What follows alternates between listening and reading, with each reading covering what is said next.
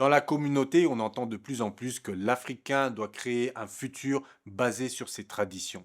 Pour cela, il faut connaître son passé et quoi de mieux que de le découvrir à travers un livre. C'est pour ça que je vous présente aujourd'hui ce livre, Les empereurs du Congo, meurtre à Mbanza Congo. C'est un moyen intéressant de déconstruire l'image qu'on nous a imposée de l'Afrique d'une façon ludique. Nous sommes nombreux à aimer les romans. On a l'habitude des romans médiévaux, de l'Europe médiévale, des Vikings, des chevaliers, mais nous avons très peu de romans qui parlent de notre histoire à nous avant la colonisation. Et donc ce livre est très intéressant, pas seulement pour les personnes qui sont d'origine congolaise, mais tout Africain qui voudrait connaître l'histoire du Congo et plus largement les personnes qui voudraient juste lire une belle histoire et passer un bon moment. Dans cette vidéo, je parlerai aussi du lien qu'on doit créer entre les écrivains et les dessinateurs et les réalisateurs pour donner vie aux personnages de ce genre de roman. Donc même si vous n'avez plus l'habitude de lire ou que vous voulez vous y remettre, ce livre, il est parfait car il est assez simple, il a été écrit d'une façon très fluide et donc je vous le recommande. Mais tout ça, on va en parler en détail après le générique. Mbote Bandeko et bienvenue sur ma chaîne. Donc aujourd'hui, on va parler de ce livre, Les empereurs du Congo, meurtre à Mbanza Congo. Ces derniers temps, je vous ai beaucoup parlé de politique et je voulais revenir dans les fondamentaux de ma chaîne. L'idée de base de ma chaîne, c'était de parler de divers problèmes de société afin de les introduire dans des créations artistiques.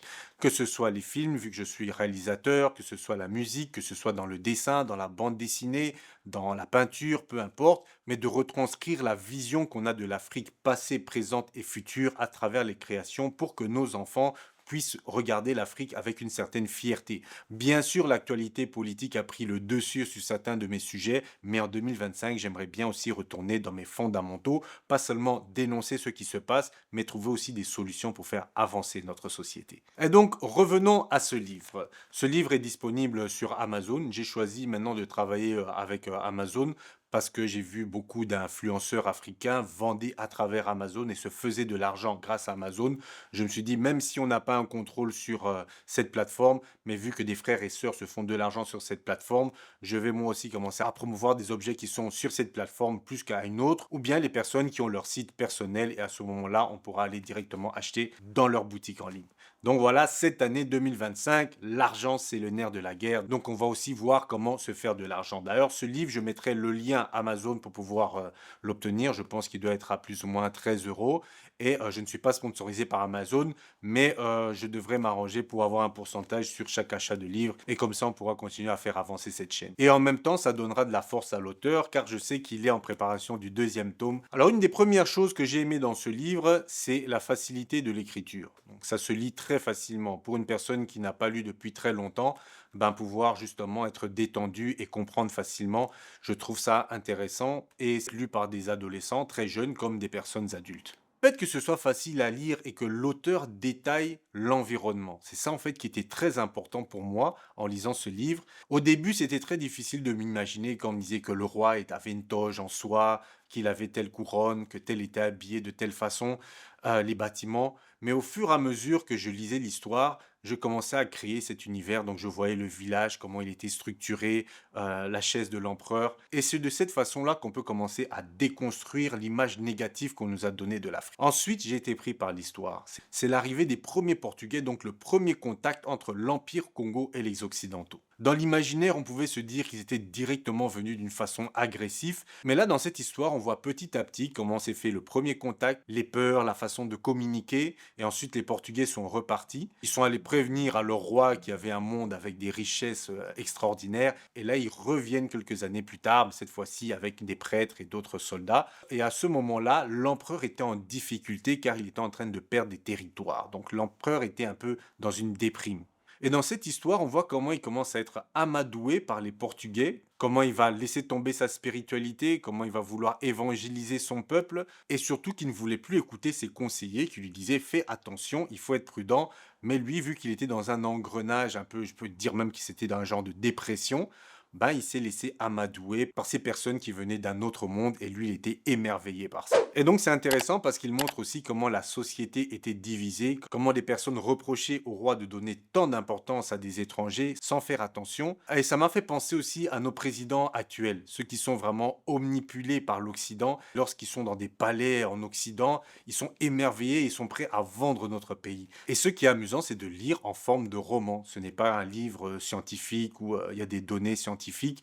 Non, vous lisez une histoire, vous vous laissez emporter par l'écriture. Et franchement, c'est une formidable façon d'apprendre notre histoire. Pour pouvoir réaliser ce roman, en tout cas, l'auteur avait une grande connaissance des traditions, car j'ai comparé avec certaines recherches que j'avais faites sur l'Empire Congo, et les points sont cohérents. Bien sûr, un spécialiste, ce serait intéressant qu'un spécialiste historien puisse lire aussi ce livre pour peut-être déceler des petites erreurs. Il y en a peut-être probablement, mais en tout cas, dans l'ensemble, c'est un gros travail que l'auteur a fait. Et ça fait plaisir, par exemple, de voir des noms Congo, de nos anciens rois, de nos reines et aussi de la population, et de voir comment le système politique était établi, car on nous a souvent vendu cette image qu'on vivait pratiquement dans les arbres, et là, on voit en fait que le système politique est vraiment bien établi et bien structuré.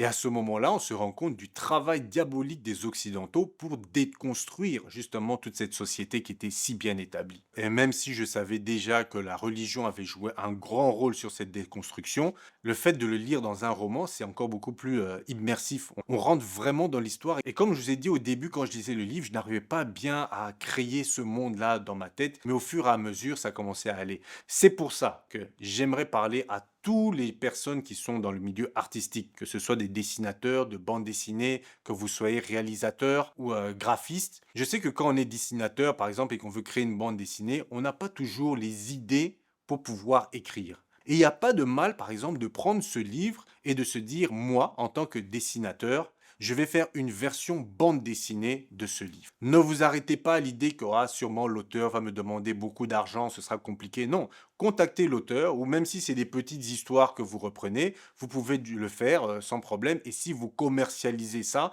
ben, prenez contact avec l'auteur. Il y a certains auteurs qui aimeraient justement qu'on puisse donner vie à leur personnage. À certains moments, j'avais un peu difficile lorsqu'on disait oui, il avait une toge de telle couleur. Et si un dessinateur l'illustre, ce sera beaucoup plus facile pour nous après de s'imaginer, lorsqu'on lira d'autres livres, de pouvoir s'imaginer comment se passait la société à l'époque du Royaume Congo. Lorsque vous lisez un livre sur les chevaliers, il y a eu tellement de dessins sur les chevaliers, de films, que vous imaginez directement l'épée du chevalier, son bouclier. C'est très facile de mettre ça dans son imaginaire.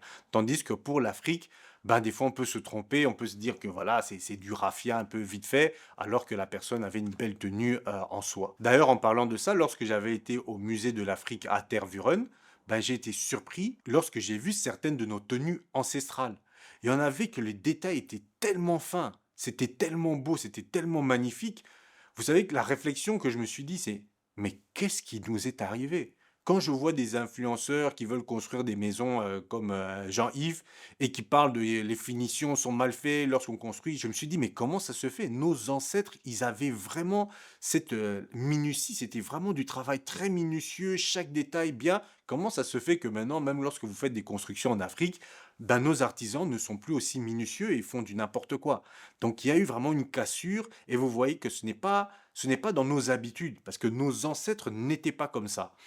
Et lorsque les dessinateurs, les réalisateurs pourront illustrer ce genre d'histoire et mettre les bons costumes avec la bonne finition, ben ça rendra encore cette fierté à l'Afrique. Sur Amazon, j'ai vu qu'il était coté 4 sur 5, 4 étoiles.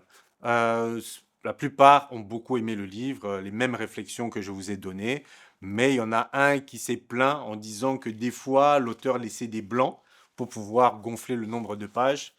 C'est un peu comme dans cette partie-là. Vous voyez ici, il y a beaucoup de blanc. Il dit qu'il y en a beaucoup dans le livre, ceux qui gonflent le nombre de pages. Et là, il avait mis, je pense que 2 étoiles à cause de ça. Je pense que c'est ça qui a fait aussi un peu descendre la note.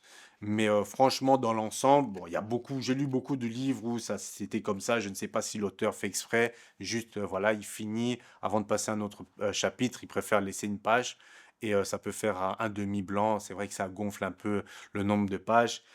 mais pour le prix de 13 euros. C'est vrai qu'il y en a qui sont moins chers, mais vu qu'il est l'unique à proposer ce genre de livre, bon, il y en a sûrement d'autres, je suis en train de faire mes recherches, mais en tout cas, sur l'Empire Congo, c'est le seul que j'ai vu avec un roman de cette qualité. Si vous avez d'autres titres, n'hésitez pas de me mettre ça en commentaire. Mais en tout cas, je trouve que le travail mérite ces 13 euros et que ce n'est pas cher payé malgré les blancs qu'il y avait dans le livre. Autre réflexion que je pourrais avoir, comme je vous ai dit, c'est écrit d'une façon assez simple, donc c'est agréable à lire. Les personnes qui aimeraient voilà, une écriture un peu plus fine, un peu plus spéciale, bon, ce sera peut-être pas pour vous, mais en tout cas, donnez la chance à ce livre, lisez-le.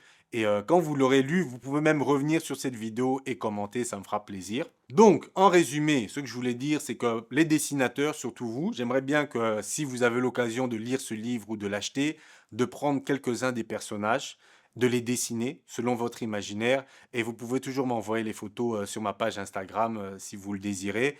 Et je trouve ça franchement très intéressant.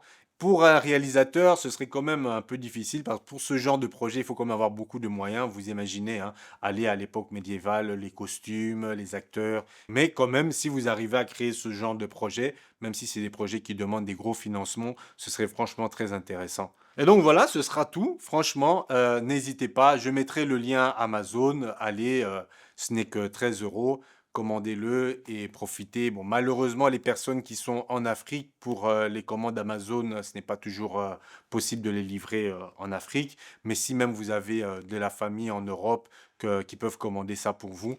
En Afrique, il y a énormément de personnes qui aiment lire et qui n'ont pas accès comme nous aux bibliothèques et aux livres. Bah, c'est toujours bien dans votre valise de glisser 2 ou 3 livres. Et lorsque vous arrivez, vous faites pas que des cadeaux, des habits ou des trucs futiles ou du parfum, mais un bon livre pour pouvoir s'ouvrir l'esprit. Donc voilà, Bandeko, n'hésitez pas de like la vidéo si vous aimez, de vous abonner si ce n'est pas encore fait. La cagnotte pour les films est toujours ouverte, donc si vous voulez nous soutenir pour acheter une caméra de cinéma qui sera après donnée à plusieurs réalisateurs pour qu'ils puissent réaliser les films, voilà, on est en train de parler de films et de nos histoires, bah, n'hésitez pas, je vais remettre le lien aussi de la cagnotte, et comme ça, avec un élan de solidarité, on pourra avancer pour terminer nos projets, en tout cas en 2025. Sur ce, je vous dis à la prochaine et prenez soin de vos familles.